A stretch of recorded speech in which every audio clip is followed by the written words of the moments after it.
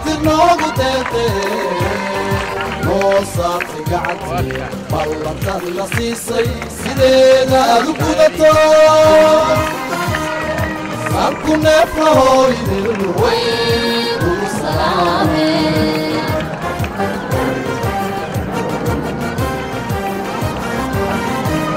سيراتي أفكو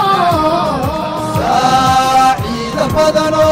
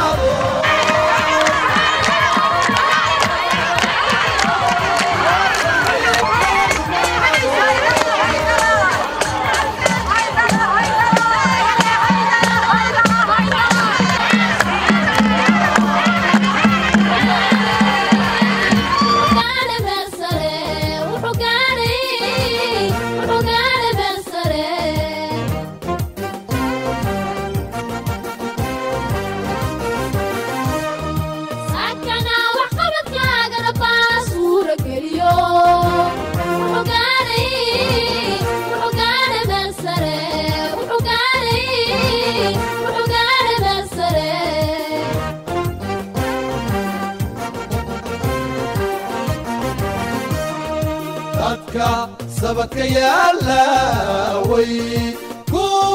صعبت منو وين كو سرك عيني يدقاق سي وضو مركلة تصنقو يدقاق سي وضو مركلة تصنقو يدقاق سي وضو مركلة تصنقو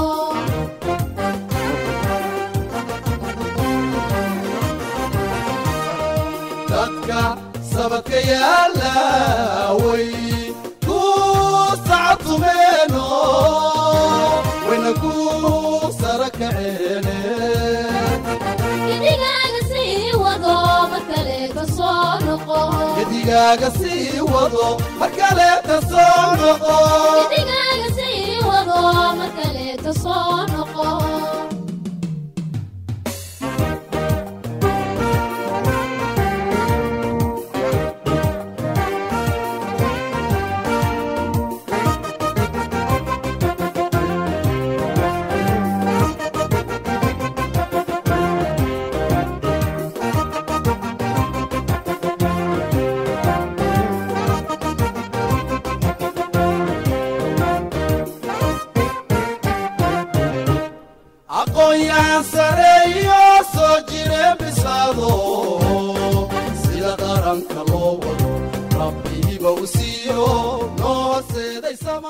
بسم الله الرحمن الرحيم والصلاة والسلام على رسول الله صلى الله عليه وسلم. Mesdames et messieurs,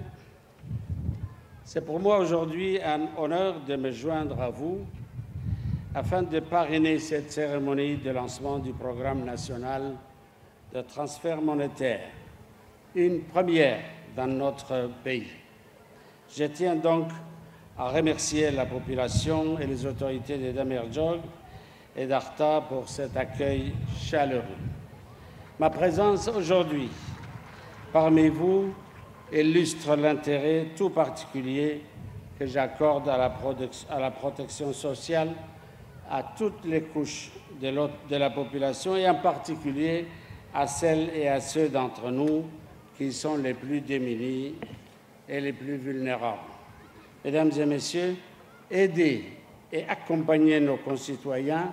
et notamment les plus démunis à améliorer leurs conditions de vie et de les soutenir activement dans leur ascension sociale reste un devoir humain et une priorité fondamentale pour laquelle mon gouvernement et moi-même sont engagés. Je voudrais exprimer ici la volonté du gouvernement à placer la protection sociale au cœur de la vision 2035 et la stratégie SCAP en vue d'un développement soutenu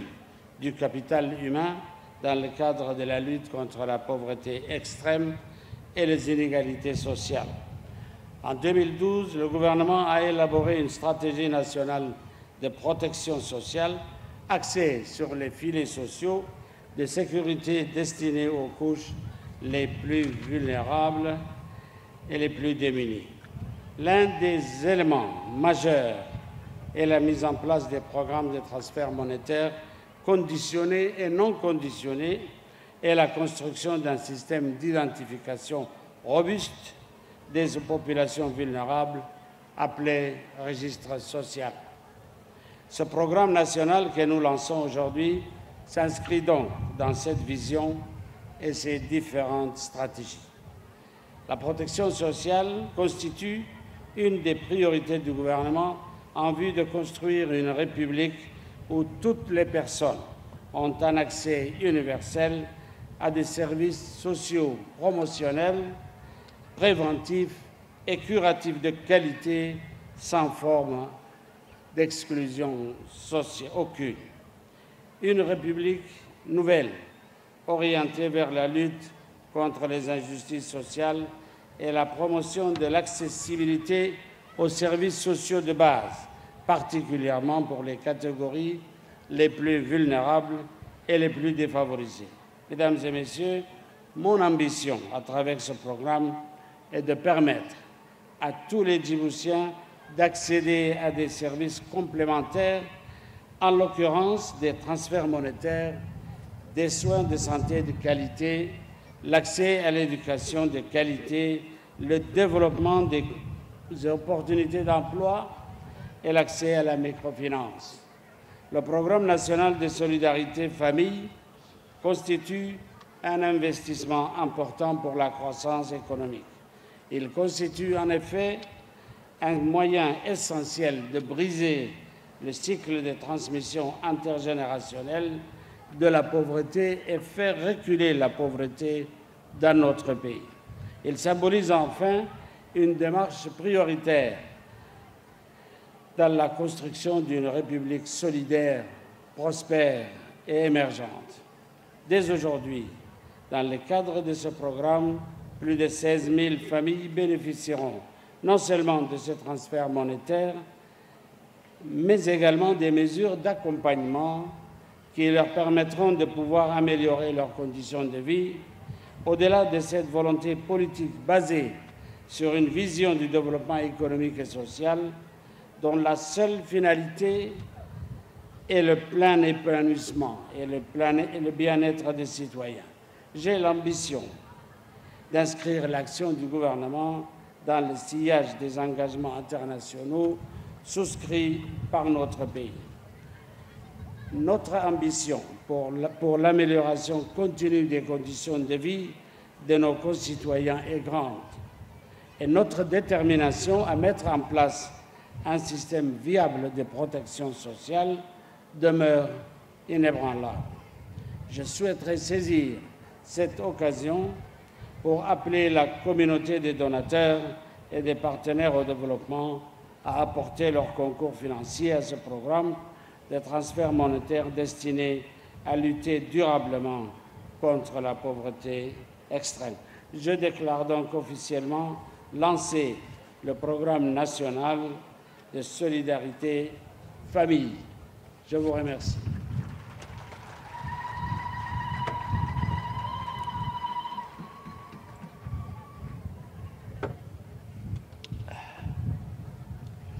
dadweynaha gobolkani Carta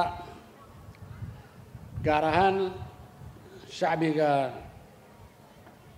aan martida u nahay ee dameer joog iyo baaxuur iyo catar iyo duuda assalaamu calaykum waraxmatullaahi wabarakaatu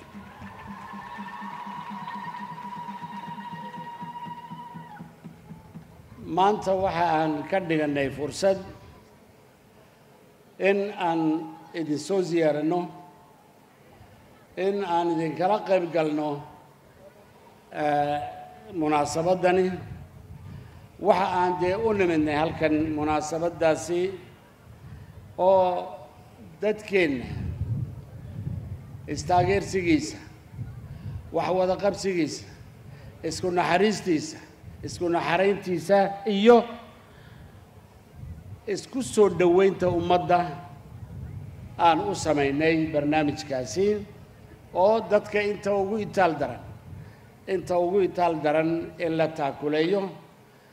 intii gaari waayey maxaan ku idhaahday diiwaani zaka alaabtiisa iyo agoomaha taakuleyntooda barnaamijkaas jira ee isaguna u jeeda uun dadka hayntoodu yar tahay ama agoomaha noqday iyo dadka zakada ka qayb gala ama ka faa'iideysta sanad walba waxaa ku biiraya haddana 16,000 oo qoys oo ayaguna u baahan in la taakuleeyo markii laga soo qabto alayli dhaadhac islaantii aasiya ee halkan ka hadlaysay haddeertoole waxa ay tusaysaa dadkeennu inuu iyo dawladdeennu inay isku xidhan tahay inay isku xidhan yihiin oo ay u wada socdaan ama u sacyeeyaan ama u jeedaan hannaan ama hoggaan yacni u baahan in dadku naxariis iyo taakulayn iyo wada shaqayn iyo wada noolaansho in nin waliba ninka kale ogaado waajibkeenna wey dadka dee yeelaya sidaasi waxa aan doonaynaa inaan barnaamijkaasi uu sii ballaadho kolka aan aragno in dadkeennu uu fahmayo barnaamijkaasi oo xag daawooyinka marka la eego dadka ay hayntoodu yar tahay ayaguna kaarar bay leeyihiin oo isku daweyn karaan iyagoona waxba bixinin waxa ay leeyihiin oo kale iskuulka in wixii la bixinayay oo dhan laga daayo ayaduna barnaamijkan ayay ku jirtaa sidaa daraaddeed waxa aan rajaynaynaa in si buuxda looga faa'iidaysto barnaamijkaas iyo barnaamijyo kale oo iyaguna si isdaba jooga dadka ama dadweynaha inta haynta yar leh sidii mar kastiba loo garab joogi lahaa ayay siyaasadeennu tahay horena u ahayd maantana u tahay berrina haddii alla yidhaahdo ay u noqon doonto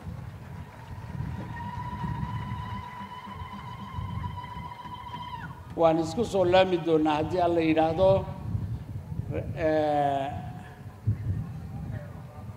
barnaamijyo badan oo kale ayaa inoo soo socda waxaan rajaynaynaa inaan dib isku arki doonno dhowaan oon geli doonno barnaamijyo kale oo doorashooyin iyo kampany iyo waxaas geli doonno intaa aan isku imanayno waxaan idinkaga tagayaa nabadgelyo waddankeennu ha noolaado shacbigeennu ha noolaado reer dameer joog iyo reer cartaa dhammaantood iska ilaa laagxasal ilamaan loo yacda ha jiraan oo ha joogaan assalaamu calaykum waraxmat ullah